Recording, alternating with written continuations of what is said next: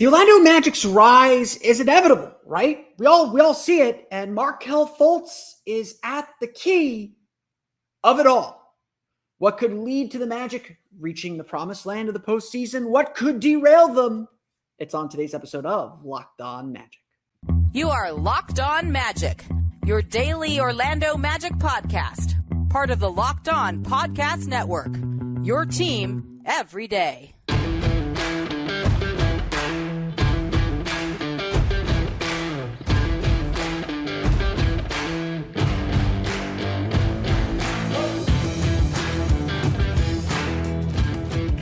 And you are indeed Locked On Magic. Today is August 9th, 2023. My name is Philip Rossman-Reich. I'm the expert and site editor over at OrlandoMagicDaily.com. Of course, follow me on Twitter at PhilipRR_OMD. On today's episode of Locked On Magic, what is the key to the Orlando Magic season? Why Markelle Fultz is the reason this team could be on the rise, among plenty of other reasons. Also, what could ultimately derail the Magic? And where they still have to clearly make some improvements and answer a lot of questions that could prevent them from taking that all-important next step. We'll get to all that coming up here in just a moment. First, we want to thank you again for making Locked On Magic part of your day every day, no matter when you listen to us, whether it's first thing in the morning, whether it's right when we upload.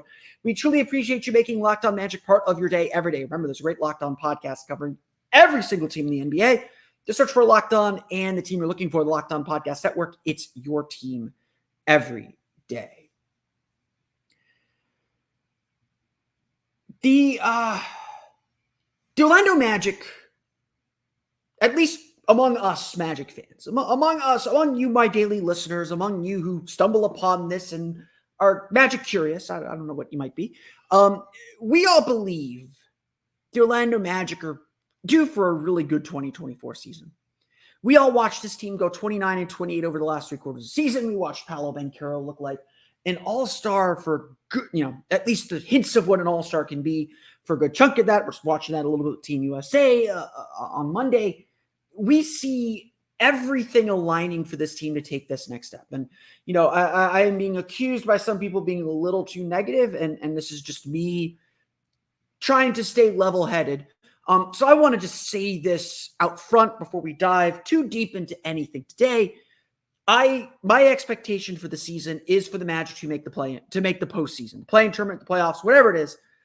Those are my expectations for the season. This team has shown the growth, in my opinion, necessary to take that step forward, and I expect them to do so. It was a really fun, strong season last year. There is no reason to believe the Magic cannot repeat that or extend it beyond 82 games.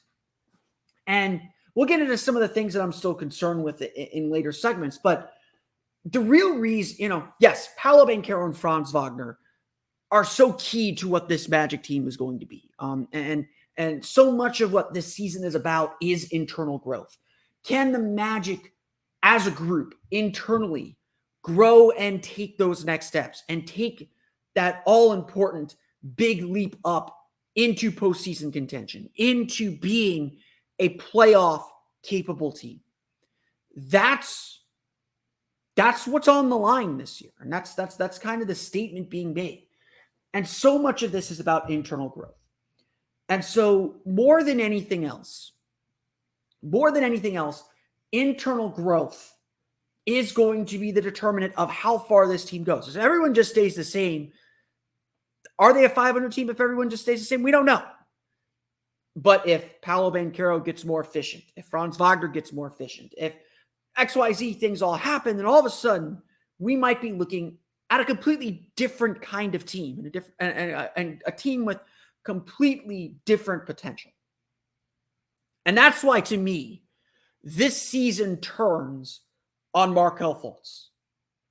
I just did the Locked On Fantasy Basketball Magic preview with Josh Lloyd, one of my favorite podcasts that I do every year.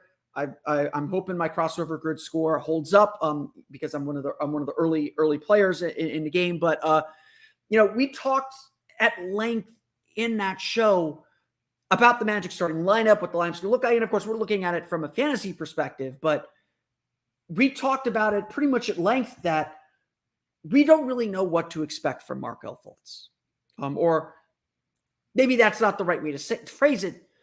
we don't know what Markelle Fultz's ceiling and honestly necessarily even what his floor is. I pointed this out and I point this out all the time. With ACL injuries, typically it's a year to get back on the court and then a full year on the court to get back to full health. And so I think Markelle Fultz's stats after the All-Star break are really important.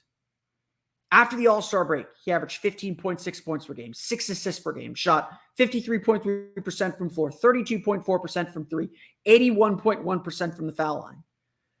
Had 11 blocks in 22 games. It's pretty good for a guard.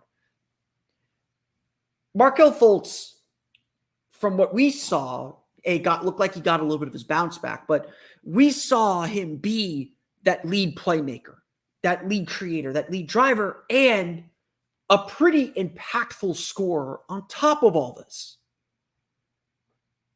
Now, to the rest of the league, to the rest of the world, Markelle Fultz is still this strange reclamation project the Magic have. I cannot count how many times I've read a Magic preview from a national outlet or from another team outlet that said, what are the Magic doing at point guard?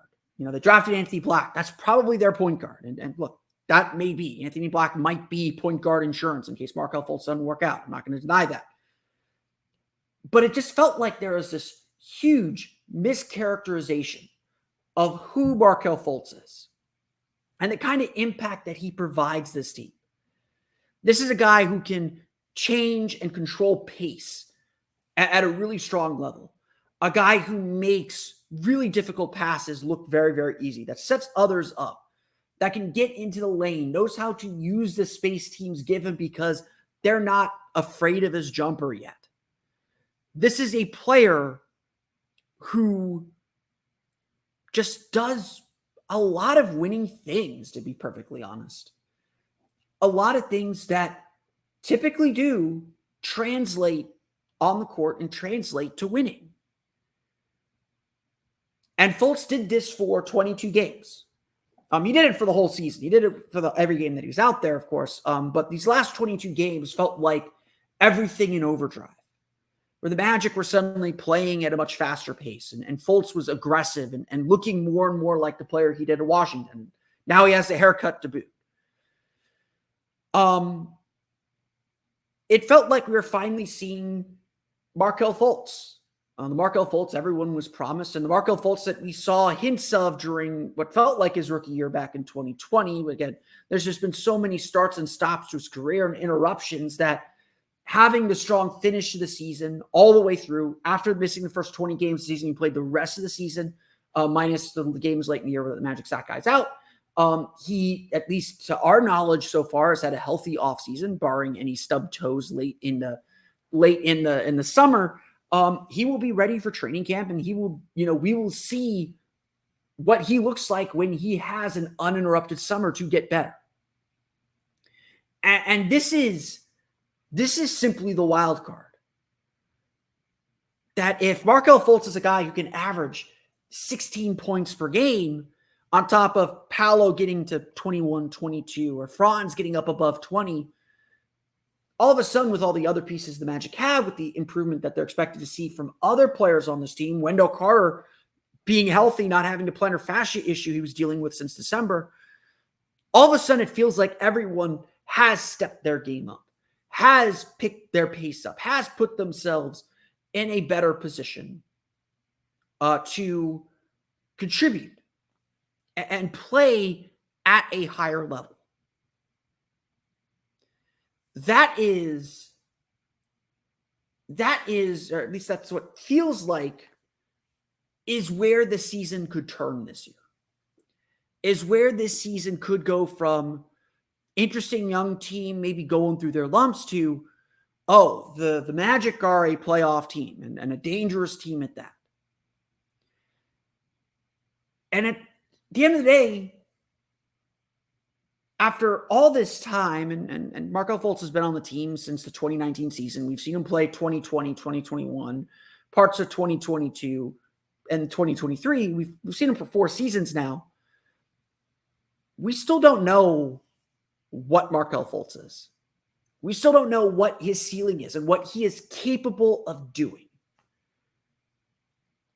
And that's the kind of thing that's on the line and the kind of thing that we're going to get a very good look at in this season.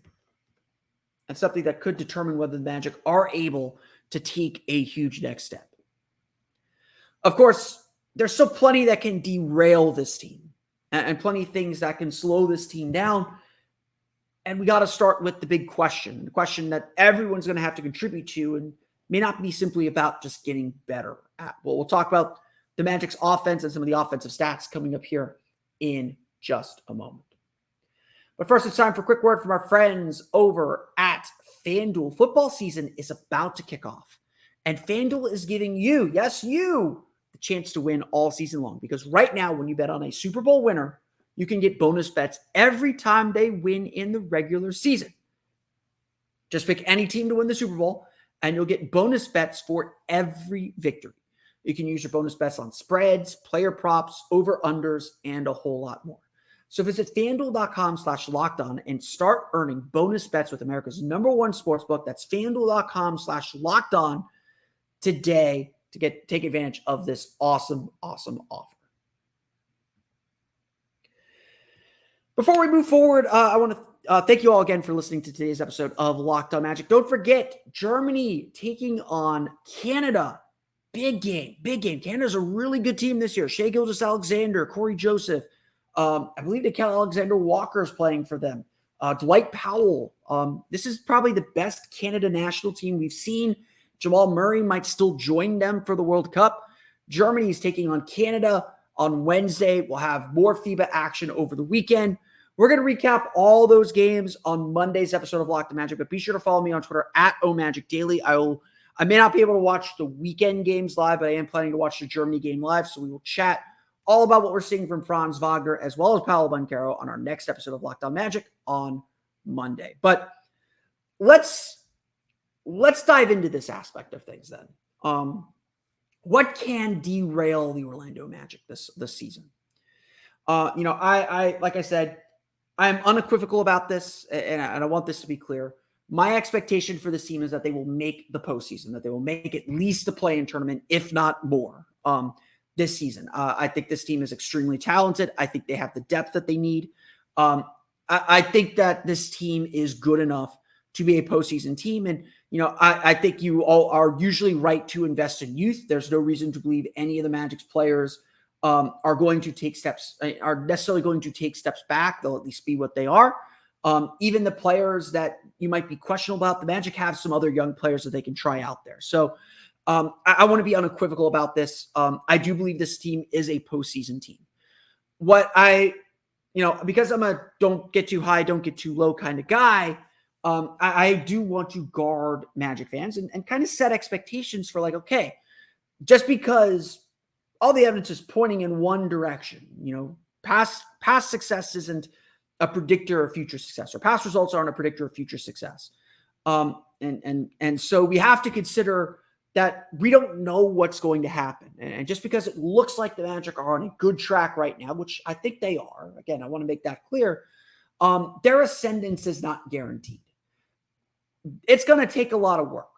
There are still a lot of things to clean up. And so a lot of ways that this team has to get better if they're going to take that next step. And, just did a 10-minute segment on Markelle Fultz and why I think he could flip this team around. He could also kind of revert back to what he was before the All-Star break, which was still a very good player, but still a player prone to turnovers, still a player making some mistakes, still all of these things. Because, at the end of the day, the Magic aren't a complete team yet. For most of us, we're not expecting this team to compete for a championship yet. We know that's probably still a bridge too far to cross. There's still going to be problems that this team's going to have to solve. And undoubtedly, and maybe we haven't focused on this enough, the biggest problem is the offense. Even if we take out the 5-20 start, which we love to do here, Magic had the 6th best defense in the league after that 5-20 start after December 7th. They still had a negative net rating because a minus 0.5 negative rating, which isn't bad. That's roughly a 500 team. That is a 40-win team. If you watch my Locked On Fantasy Basketball, I had the Magic winning 40 games, and I think this is a 37 to 43 win team next year. Very possible to get over 500. Still probably an under 500 team just because of the way things are. The team that's going to compete and be in the running for a lot of things. And again, like I've said before as well, even if the Magic miss the playoffs, as disappointing as that might be, that's going to tell this team a lot about what they need to do to get to the playoffs and get to the postseason next season when they absolutely have to before they start spending some real money on some guys. And again, there's some real money at play here too. But so the Magic had a negative net rating despite the 6th best defense in the league because the Magic still had the 26th best offense in the league, even after December 7th, even if we take out the Magic's terrible start. The offense is a problem. And even when you look at who the Magic's best players are, who the Magic's best players were all season, or who the Magic's best players were at certain points, the Magic still weren't good. The remaining Magic player with the highest on-court offensive rating for the entire season was Gary Harris. The Magic had just a 113 offensive rate, 113 points per 100 possessions when Gary Harris was on the floor for the entire season. That's the best mark. I think Mo Bamba was ahead of him on that, but Mo Bamba's not on the team anymore. Don't really care about him. That 113 points per 100 possessions, not going to get you out of the bottom 20. Orlando's had a bottom 20 offense every season since Dwight Howard, or bottom 10 offense, every season since Dwight Howard left.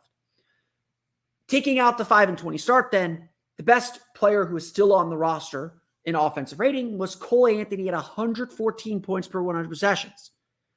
That would still rank 23rd in the league during that time. After the All-Star break, let's narrow this down a little bit further. After the All-Star break, Paolo Banchero led the team with a 114.3 offensive rating. That would rank 20th in the league. So obviously, like, a lot of the season's about internal growth and internal development. A lot of the season's about just guys getting better. Can Markelle Fultz be a more reliable three-point shooter? He shot 33% after the All-Star break. Paolo Banchero was 33% if you take out his bad February. These numbers get better. That's going to be fine. Jalen Suggs was 36% from deep after the All-Star break. And, there may be some hints. He had some big spurt games. He didn't necessarily have consistency on that front, but that's a good sign for him considering he was a sub 33-point shooter for his rookie year for sure and for a good chunk of his second season as well. Cole Anthony shot 41% from three. So having potentially Cole Anthony, Gary Harris, and let's throw him in there, Joe Ingles maybe, as plus 40% three-point shooters, that changes the calculus a little bit. And obviously a lot of the offense is going to be about reducing turnovers. That's a big part of playing better basketball. It's going to be about Paolo being more efficient. It's going to be about Franz knowing when to pick his spots. It's going to be about passing the ball a little bit better. There's a lot of elements that are going to play about offense. It's not just about shooting. But at the end of the day, the point of the game is to score. And while the Magic's defense looks to be very good and played very well last season, something they're going to have to rebuild, obviously, as you do every year, it's a defense that still has a lot of holes. And in this league, you got to be able to outscore some people at points. Defense is about, and I hate saying this to you because I love defense, but defense is about slowing the other team down. It's not about stopping them anymore. Let's just face the reality of the modern NBA. It is about slowing the other team down, not stopping them. Maybe in the playoffs, when you really dig into guys, it's about stopping them. But in the regular season, you're just trying to slow the other team down enough that you can outscore them. That's not the Magic way right now. The Magic are trying to maybe protect possession a little bit better so that they can get their defense set and use their defense to power their offense, get out and transition a little bit more. This offense is still a huge question mark. There is, if we're looking for evidence for something, there is not even a smidgen of evidence right now, at least that's been proven, that's been shown, that the Magic are a capable offensive team. And that's really at the heart of so much of the debate that we're having today about this team. And so much at the heart of whether this team is going to take that all-important next step. They have to be able to score. And look, we're all confident the Magic will have a better offense next year. Will they get out of the bottom 10? I don't know. Honestly, I see all the offensive weapons. I see what this team is capable of doing. They had some very good games. We don't know what's going to carry over, because even after the All-Star break, it wasn't like they were killing it offensively. They were better, but they weren't killing it. And their defense slipped a little bit after the All-Star break as well. There is just a lot to sort through. There's really no other way to describe it. This team has a lot it has to sort through to ultimately get where they want to go. The more questions you have to ask about a team, especially the more basic questions you have to ask about a team, the wider the gap is to getting to where you think this team is going to get. And look, there are fewer questions about this team than maybe there were last year. And whatever questions you might have are really about development and saying, okay, will this young player get better? But at the end of the day, this Magic team's offense is still a huge mystery. There are good concepts, there are good players, there's good potential. But we haven't seen it really come together. And honestly, when the Magic do arrive, when the Magic are a playoff team, are a contending team, it's not going to be because of their defense. The defense is going to be there. I'm confident that Jamal Mosley, with the group that he has, is going to build a team that can defend at a high level. This team will arrive when their offense finally matches that. And that's when things are going to get a lot more fun. What else could derail the Magic's rise this season? Well, it's the answer you're probably thinking of. We'll get to that coming up here in just a moment. I have a theory about bad teams in the NBA.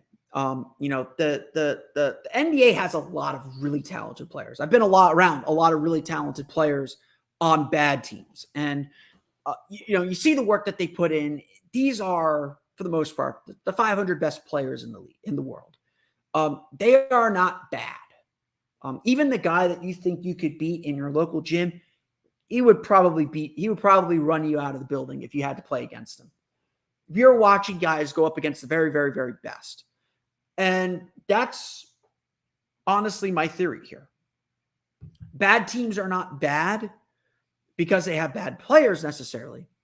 They are bad because they ask players to do more than they're capable of doing, at least at an NBA level. They ask Tyronn Lue to be their starting point guard. They ask, Victor Oladipo to run point or Franz Wagner to run point. They ask too much of their players.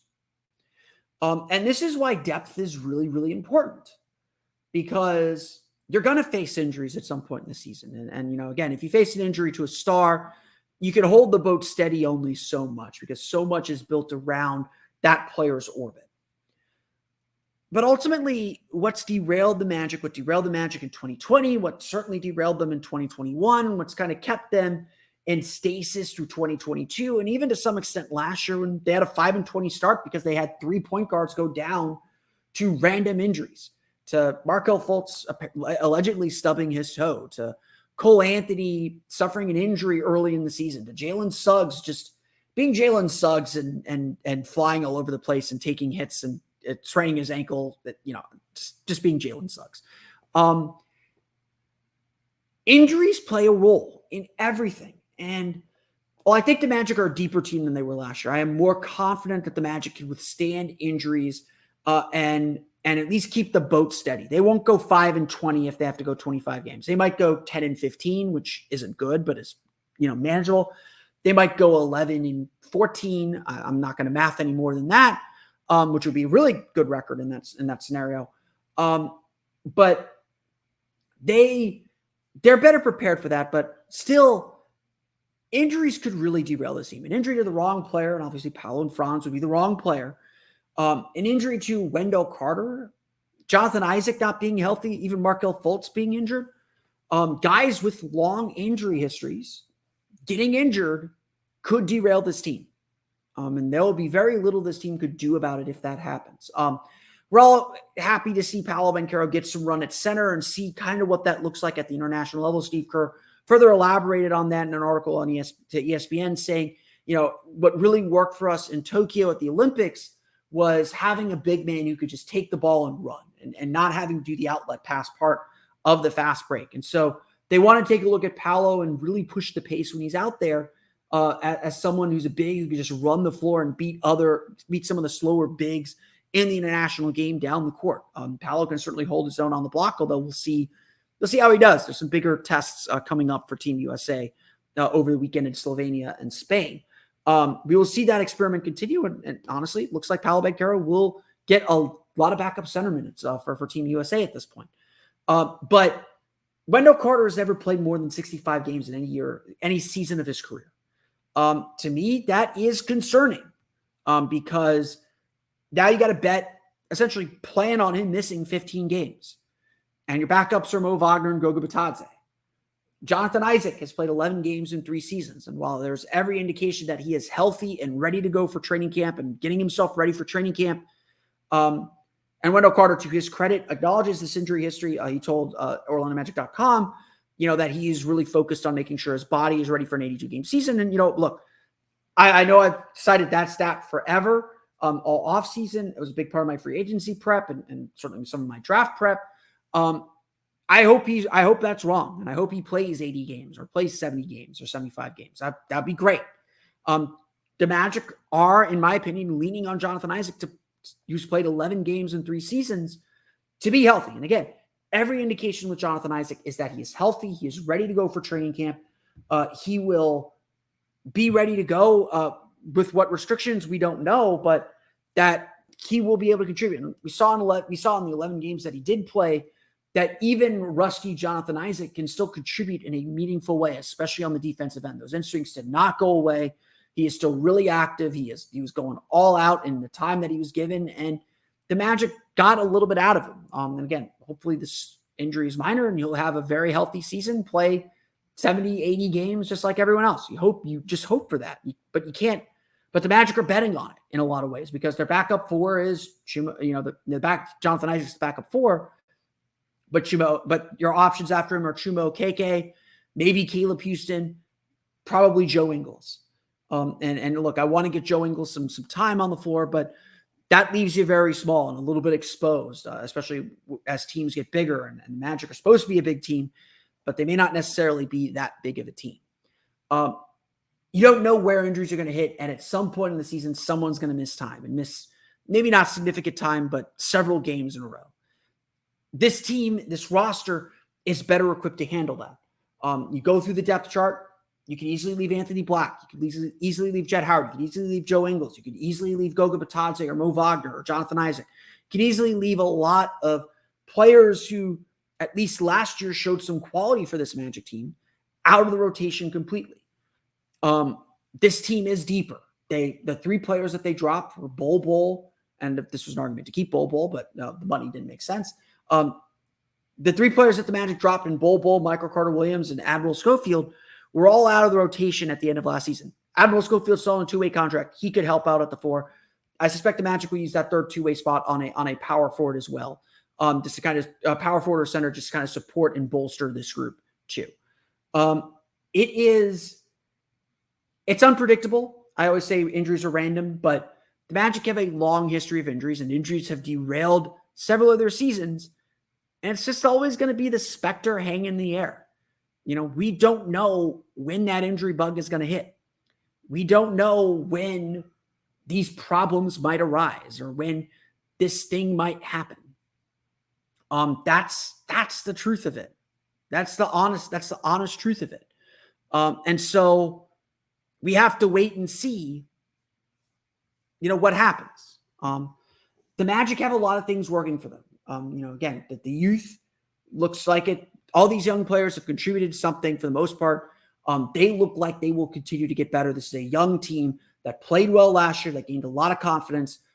They work hard. There's no reason to believe that at the very least they will stay on their level. That they'll stagnate. They won't fall to the mean. They won't recede to the mean. It's every reason to believe in this team and every reason to believe that they can take that next step. But there's still, again, I just want to repeat this.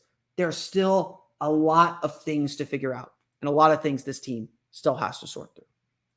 I want to thank you all again for listening to today's episode of Locked On Magic. Of course, find me on Twitter at @PhilipRR_OMD. Subscribe to the podcast and Apple Podcasts, Stitcher, TuneIn, Himalaya, Google Play, Spotify, Odyssey, and all the fun places on podcasts to your podcast-enabled listening device. For the latest on the Orlando Magic, be sure to check out OrlandoMagicDaily.com. You can follow us there on Twitter at @OMagicDaily.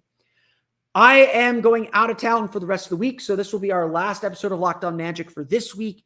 Like I said, on Monday, we will be back to talk FIBA basketball, to talk Germany, to talk the US, what we're seeing from the latest batch of games. We'll go through those stats. We'll go through everything that we can in those games as we get ready for the FIBA World Cup coming up in just 2 short weeks. It's going to be a lot of fun. We get some real basketball going on. Next week as well, we're going to do some Locked Off Magic, talk some other sports around Orlando that are not the Magic. Hope you will enjoy the brief detours. We'll sneak some Magic talk in there as well. Do not worry. But we'll have some fun here since it is the off season. But that's going to do it for me today. I want to thank you all again for listening to today's episode of Locked On Magic. For Orlando Magic Daily and Locked On Magic, it's been Phil Prosper. We'll see you all again next time for another episode of Locked On Magic.